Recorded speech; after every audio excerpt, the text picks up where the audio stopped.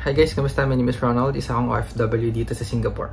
Meron lang tayong quick vlog para sa mga magta-travel sa Pilipinas from NAIA Terminal 4 domestic flight. Para sa mga hindi nakakaalam, yung Terminal 4 actually, ito yung pinakalumang NAIA airport sa Pilipinas. Kung plano mong mag-Boracay, Tacloban, Davao, or Cebu, simula November 6 hanggang February next year, 2025, sarado ang Terminal 4. Ito ay parte ng renovation na ginawa ng San Miguel Corporation since September 14. So kung mapapansin mo sa mga ibang video ko, sinabi ko na tong mga updates na to tulad ng pagtaas ng mga parking fee, pagtaas din ng terminal fee.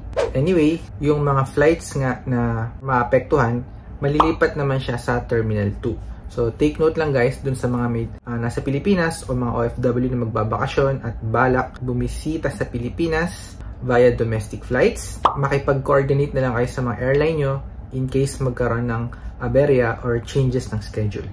Sana nakatulong tong quick update na to sa inyo. If di ka pa nakasubscribe, baka naman pwede ka mag-subscribe.